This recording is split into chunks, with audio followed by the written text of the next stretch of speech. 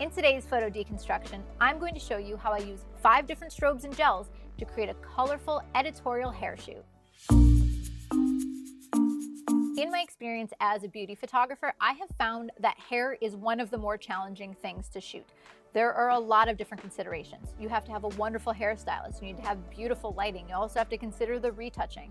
And then add on top of that, if you want to get a little creative, well, this is definitely one of the places where I am challenging myself. So today what I want to do is I want to break apart one of my editorial hair images. I'm going to show you the lighting, what's captured in camera, what's achieved in post, and I'll also show you the thought process as I built the shot so you can see where I started and where I ended up. Okay, so actually I'm going to work backwards. I'm going to show you what I ended up with, and then we're going to take a look at how I got there. All right, so let's take a look at my setup. Now, usually in a shoot, I know kind of what I'm trying to achieve with the lighting. So for this time, it was all about experimentation. What I wanted to do is showcase the model's beautiful hair, styled by my incredible hairstylist, Lynn, but I wanted to play with color and gels and try to experiment with unusual color combinations. So I ended up someplace very different than where I started off. What you can see here is that I use 5 different strobes, but each one has a job. Each one's contributing to the final shot. So let's take a look at those lights. All right, let's begin with our main light. Our main light is actually up here in the top right, and it is a 5-degree grid. All it's doing is it's lighting kind of the center of her face and just giving it a little bit of white light. Now, when you look at the final photograph, it doesn't look like there's a bright white light on the center of her face because it's not. It's very low power, and it's just kissing the center of the face. Okay, so now, as you look at the shot, I've got 2 rim lights and 2 front fill lights. That's how I structured it. So even though there are a lot of lights going on in here, it's basically I wanted 2 gels on either side of her face and then 2 gels filling in the shadows in the front. All right, so let's take a look at our 2 back rim lights. On the left-hand side, I have a 1x4 foot strip softbox, this time with a magenta gel, so giving me that pink color on her hair. And then on the right-hand side of the frame, I have a 1x4 foot strip softbox, again, this time with a green gel. So what I'm getting is what you can see on the subject's hair, pink on one side, green on the other. And I decided for contrast purpose, what would be pretty cool is if I put 2 fills, one on either side in the front, but I swapped the colors. My thought process would be, is if I had pink rim on the side of her face and then also a pink fill, they would blend in. You wouldn't really be able to see the difference between the rim light and the fill light. It'd kind of blend. But if I had them contrasting, it would create pink, green, which I thought would really pop the image. Okay, so let's take a look at those 2 front fill lights. I am using 2 zoom reflectors with gels, one on either side. I've got the green gel on the left and the magenta gel on the right. Now, just a couple of things about my modifier choice here. In the back, you'll notice the strip soft boxes, they have grids. That's to prevent the spill of light. Originally, when I was shooting, I was getting a little bit of lens flare, so the grids help prevent that spill of light. Now, my choice of a zoom reflector in the front was actually the same idea. Originally, when I didn't have the zoom reflector, just bare bulb, the light was going everywhere. If I switched over to a grid, what would happen is I'd only get a little bit of gel like on part of her hair, part of the side of the face. So a zoom reflector was a good balance between those goals. Not a ton of spread, but not too concentrated. All right, so there's 5 different strobes, a tight grid on the face, 2 rims, one on either side, 2 fills, one on either side with opposite colors. Let's talk a little bit about my gel choice, because pairing magenta and green might seem a little strange to you. Because typically, what is the complementary color that pops into your head when I say green? You think red, right? Well, that's when you're playing more with RGB. However, think of your color balance slider in Photoshop. Okay, when you have red, it's across from cyan. When you have magenta, it's across from green. When you mix magenta and green, it actually makes white when it comes to light. And so even though your first instinct may be that magenta and green are not a natural pairing, well, when it comes to light and color and gelled light, they actually are a perfect fit. So before we jump over and take a look at what was achieved in retouching, I want to talk a little bit more about what's going on in this scene. First of all, I used a storm gray background by Savage Universal. It's a darker gray. The reason I used this is I wasn't sure in the beginning if I wanted to be able to light it, so I didn't want it to be black because black absorbs too much light. but I was thinking I was probably going towards a darker background, so using something darker like a storm gray was a good kind of in between. I could light it or take light away, it would become black, which is the direction that I went. All right, let's talk a little bit about my camera choice. I was using the Canon EOS R5 and the 24-105 lens. Now, I was actually shooting around 88 millimeters, which means I could have used an 85 millimeter lens, but there were times where I wanted to zoom out wider because the hair was getting really big when we were blowing it and I needed a wider crop. There were other times where I wanted to crop in so there's just the subject's face. So the 24-105 gave me that flexibility. And I wasn't shooting wide open, so I didn't need kind of a faster, wider prime. If you'll notice, I was actually shooting at f11 because I wanted everything to be nice and sharp. So shooting at a wider aperture was just totally unnecessary. Let's see what I actually captured with this setup. Here's what the image looked like straight out of camera. I think it looks decent. I do think that the green maybe is a little bit too saturated. I'm starting to get somewhat of a Hulk vibe. Just because the magenta is saturated, the pink, it doesn't mean the green also needs to be equally saturated. You can desaturate one or the other and it'll still be a balanced image. It's not about the saturation, it's more about the hue. So looking at that, that's one of the first kind of problems that I see. There's also this shadow of a hair on her neck. I think that's a little distracting. And I think that I would really like to pop the light on the center of her face. I could have turned up the power of that grid on her face, but I didn't. So I may need to add a little contrast there. All right, so first what I decided to start with is messing around with the color, and I did this with the raw processing. So I knew that I didn't quite like the green. And what I ended up doing is desaturating the green a little bit, and then I shifted the whole photograph to be cooler. I actually took the white balance and cooled it down just a bit. And notice how everything is a little bit more in that pink purple. The green goes a little bit more teal because I've cooled it down just a bit.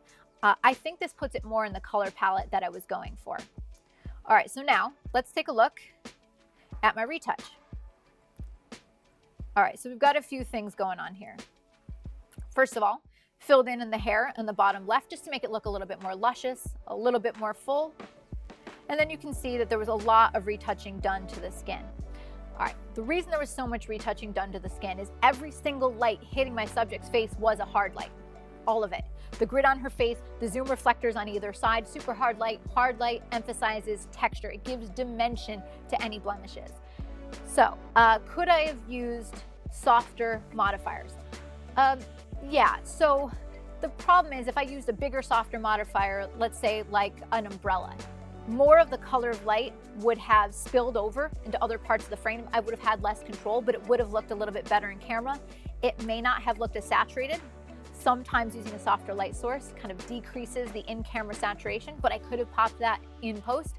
So yeah, I could have used a softer modifier, but I knew I was going to do retouching anyway, so it's kind of a balance there. I often use hard modifiers and know that there may be some more blemish removal than if I had used, say, a softbox. So you can see those changes. All right, so my last step, however, is I was looking at this and I was analyzing it and I was thinking, you know, I feel like the hair could have more wave and more flow. I wanted to really emphasize the movement.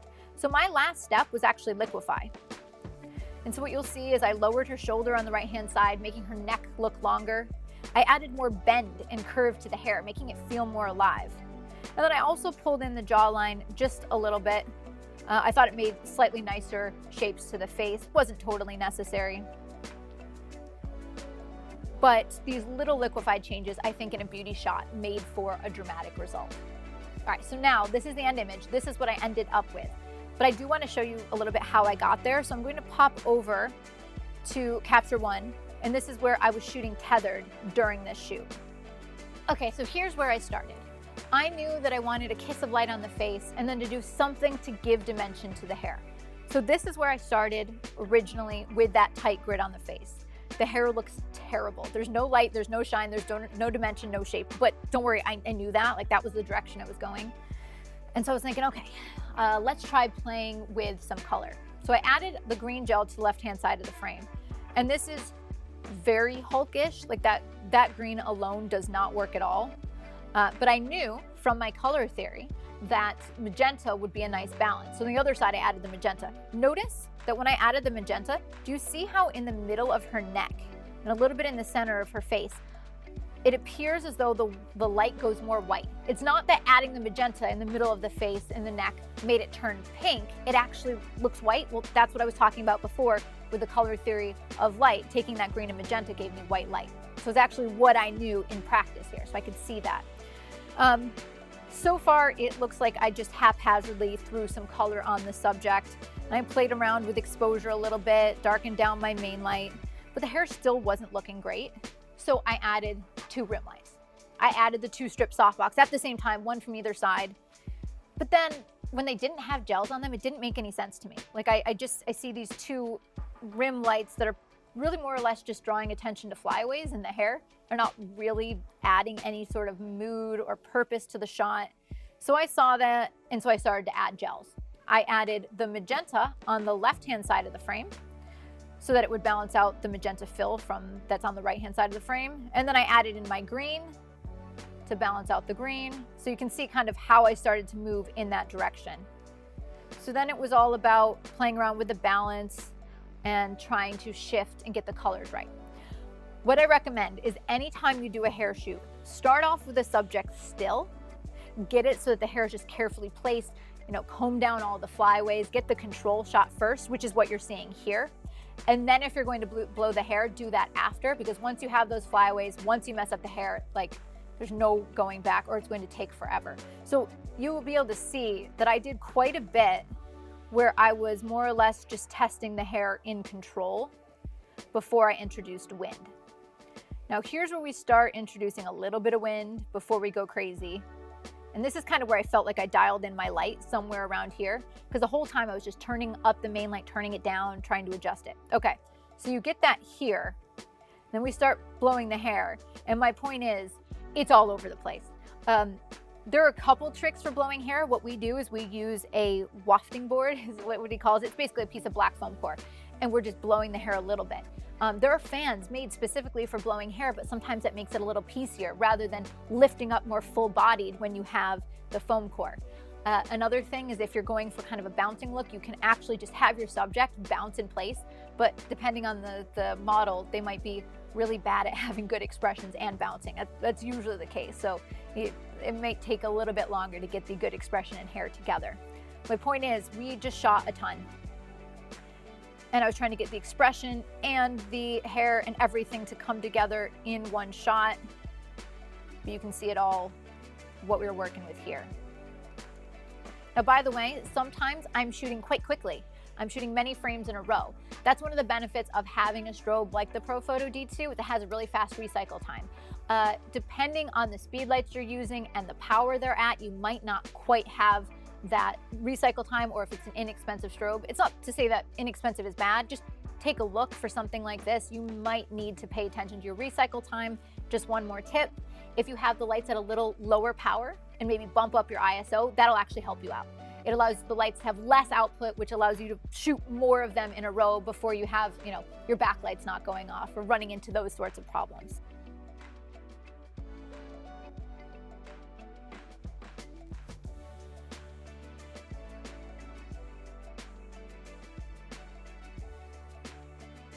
So the resulting image is something that is just really luxurious hair, but it's a really fun play with colors and gelled light. Now, if you want to see the gear used in the making of these images, be sure to check out the links in the description below or visit adorama.com. And of course, if you love gels and you want to learn more, I have a tutorial as well as a lighting recipe guide called The Magic of Gels, dedicated specifically to this topic to not only educate you, but to get you inspired. But if you are looking for more videos and more inspiration in the realm of fashion and beauty photography or creative studio lighting, you're definitely going to want to subscribe, because I have a lot more videos just like these coming your way. See you next time.